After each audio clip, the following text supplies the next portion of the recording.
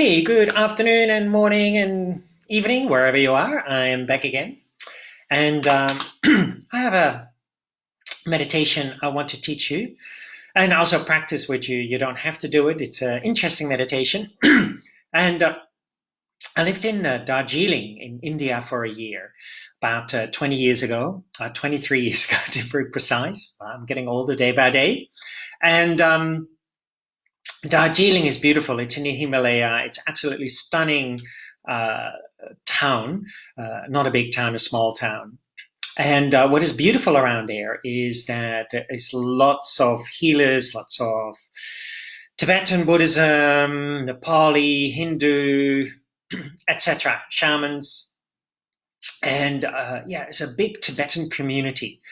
And I really enjoyed going to the monasteries there and involved in the Tibetan Buddhist community. We had a friend who was a professional tanka painter, and I would sit in his little studio above his little shop. It was tiny, tiny, and he would paint these beautiful Tibetan tankas.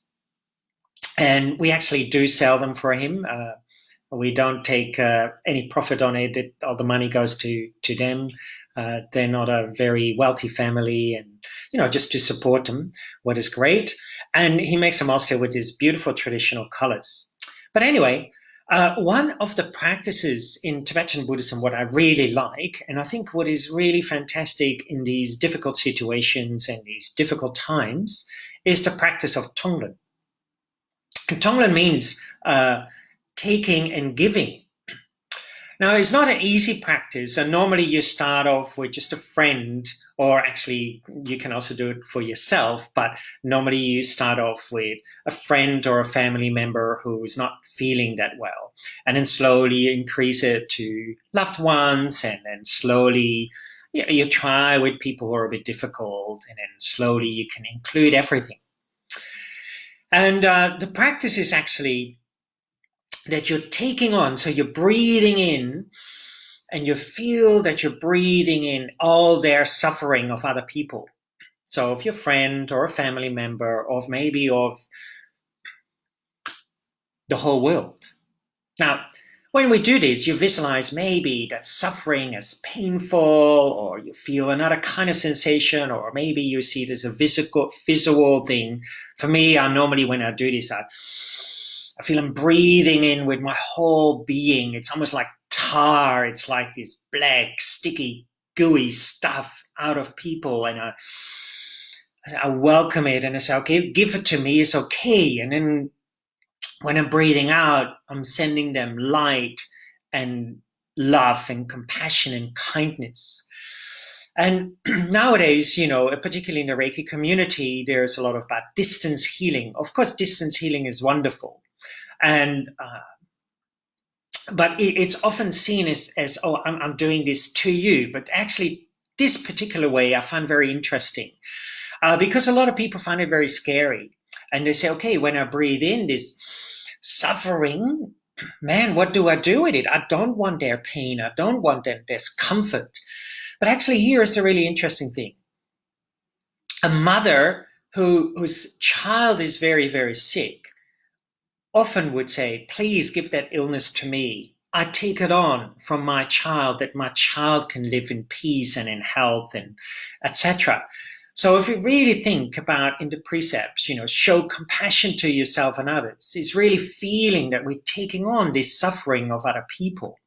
So this practice of Tonglen and breathing in the suffering of people is actually really good for compassion. It really shows us how far have we come in our compassionate work. So also it really is about letting go of the ego. It softens this practice softens the ego, because when I feel scared and fearful of doing this, then I'm holding on really tight to the ego. So I need to really soften the grip on the ego to be able to breathe in the suffering of people. Maybe imagine that you're breathing in the coronavirus into your body and then sending out this light. Of course, that is not that easy, isn't it? It can be quite confrontational for people. But here is the beautiful thing about practicing of Tonglen and doing this, is really also feeling that we're all interconnected. And this is why it's so beautiful intertwined with the system of Reiki. Ultimately, if we look at the Reiki 3 symbol and mantra, Honsha Seishinen, my original nature is a non-dual thought.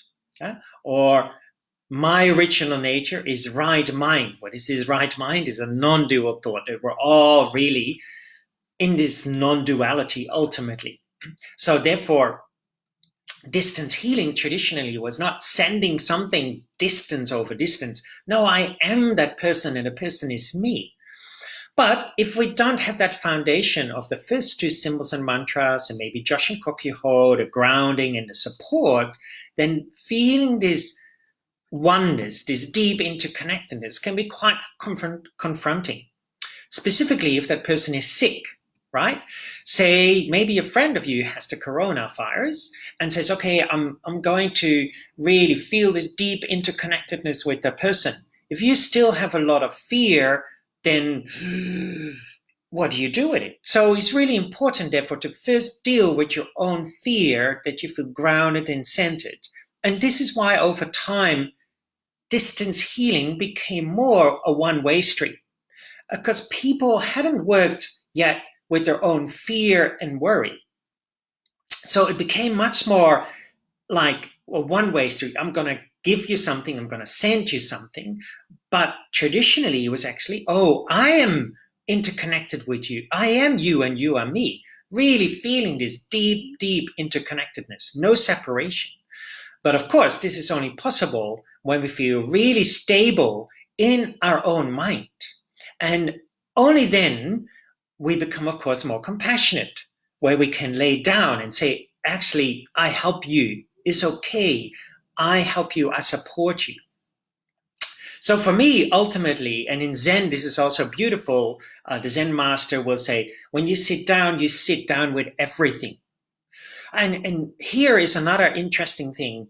Nowadays, often people say, oh, I feel one with everything. Oh, but not with that. That is a little bit negative. Not with the dog poo, right? But we can't say that. If I really feel one with everything, then it has to include also the dog poo, the negative things, both positive and negative.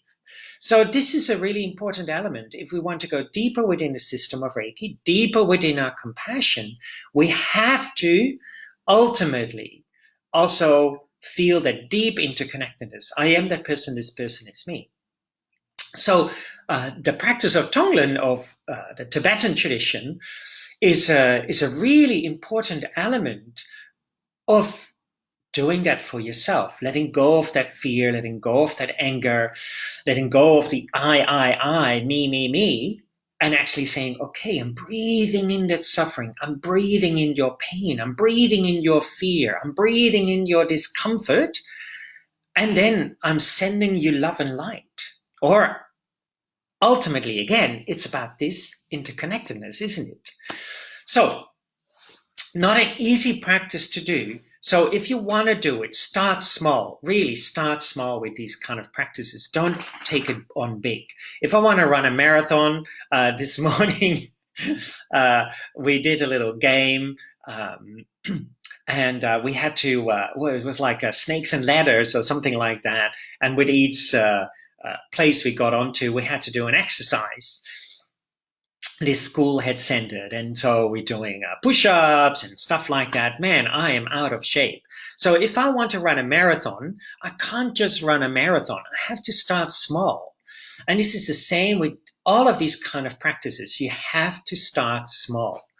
So start, if you feel afraid, start with a family member, with your daughter or with your son or with a loved one, with your partner, breathing in their suffering, their pain, and then that light.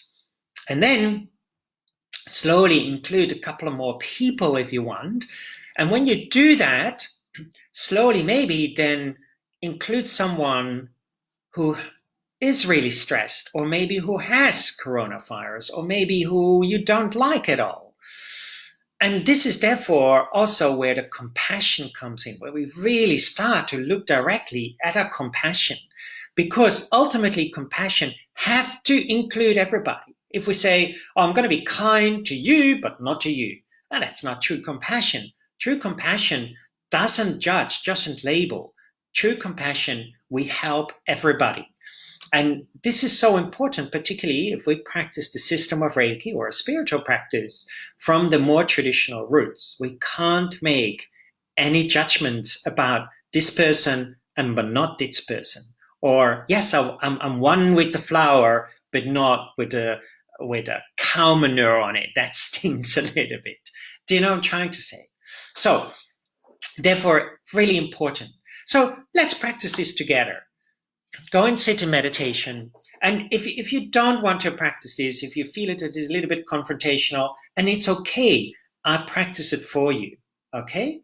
And then just feel that I'm taking on all your suffering, all your pain, all your discomfort, and that I'm sending you light.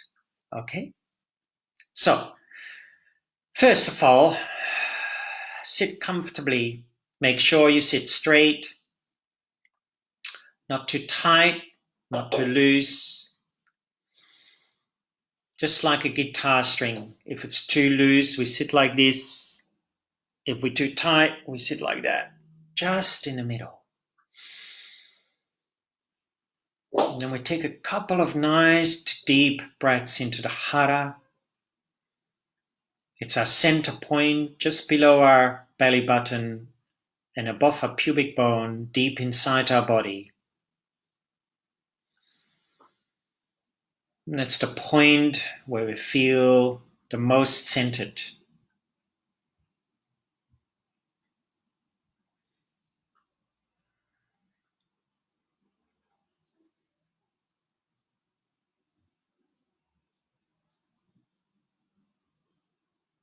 Now think about a person or a group of people, or maybe all sentient beings. Doesn't matter. Again, start small.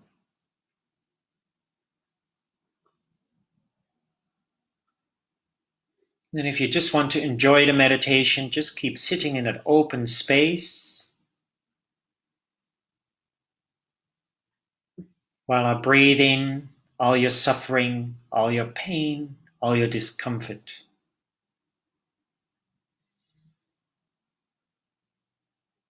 And when we're breathing that in, feel it as pain and suffering. Personally, for me, I often see it as a kind of a black tar, what is sticky.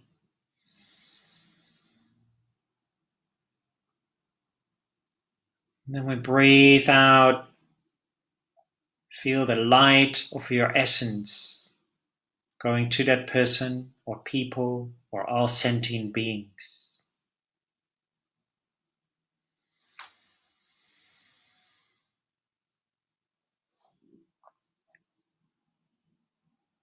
So we're breathing in all the suffering,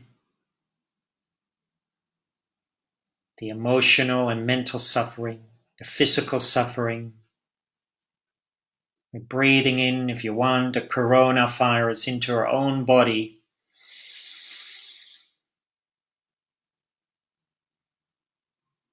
And we're breathing out the light. Everything is transformed into light.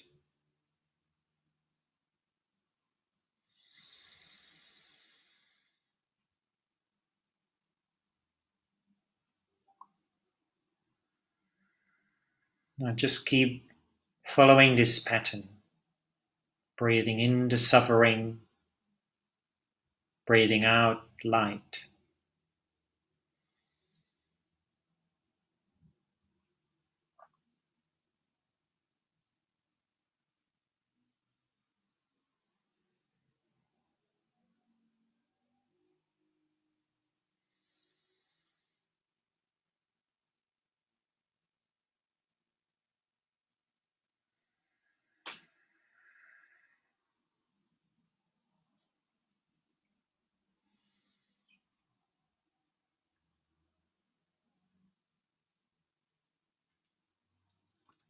If you don't feel like participating, then just sit in that space Feel that on my in-breath, all your suffering is being taken away, all your pain, all the viruses. And on my out-breath, you're engulfed in the light of love and compassion and healing.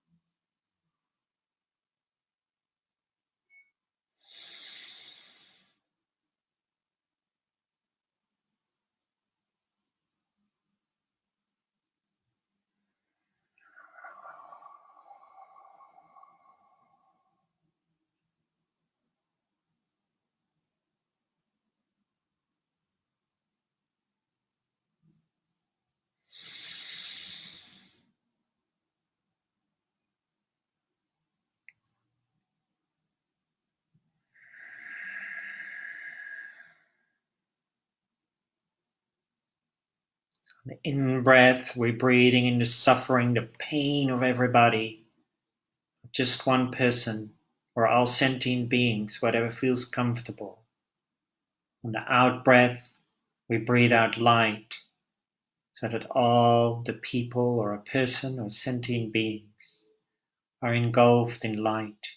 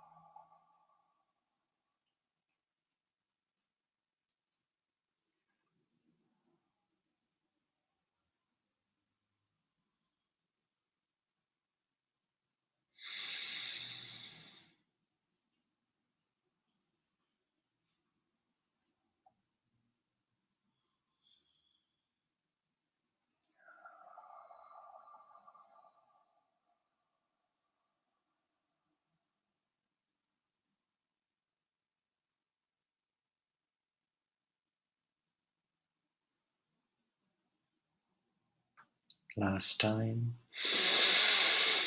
Bringing all the pain and suffering, physical, emotionally, mentally, spiritually,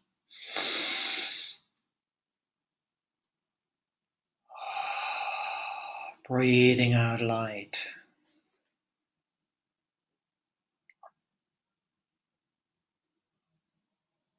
Now just rest in that space for a few moments.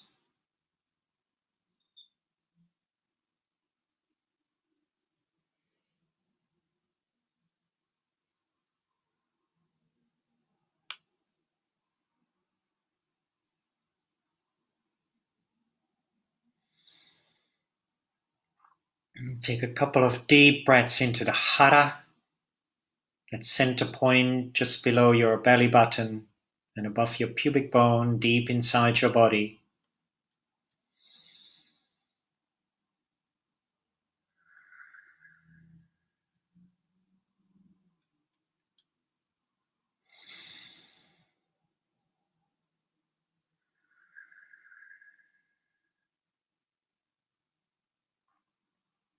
Good. So yeah, this practice I think is really, really powerful on many different levels. So yeah, play with it, practice with it, see how it is. And, again, in the system of Reiki, we talk about interconnectedness, and it's the same thing. It's not I'm sending something over distance, it's really feeling this deep interconnectedness. I am that person is me, no separation. And in this practice is really helping when we're breathing in the suffering, the pain, maybe the coronavirus, all illnesses, it doesn't matter, whatever it feels like, breathing it in your own being, and we breathing it out. So ultimately, this practice really dissolves the wall of our ego, the wall of fear, the wall of anxiety, the wall of worry. And therefore, it also softens our anger. It softens our idea of separation. And so it's a really important element. I'm taking on the suffering out of compassion of other people. I think even that kind of state in your mind is really important. And of course, when we then do these practices like this, we can all say, oh, I'm compassionate. But true compassion needs to include everything and anything.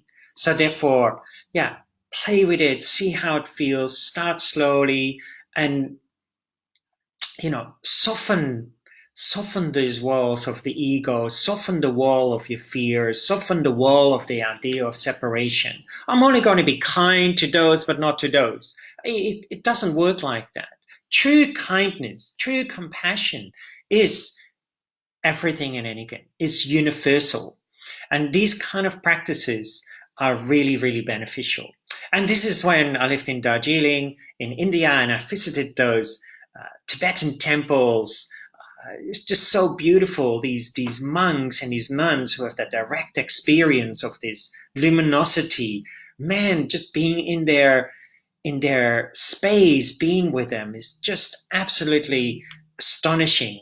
And we can learn so much from these old practices now in a modern way, and particularly in situations like what we're having now, where it's a lot of unrest, not just the virus. If we really think about the virus, yes, it's good, but a lot of people are losing their jobs. When you lose your job, no money.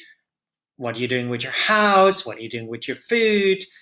All the ramifications of this is going to be huge. This is important. When we pull on one flower, we pull the whole earth. I think it was from John Muir who said that he was an explorer. And this is the same thing. When one thing happened, it affects everything. So yeah, these practices therefore are really, really beneficial. It strengthens yourself. But again, start slow. I hope you enjoyed this session again today, and I hopefully be back tomorrow.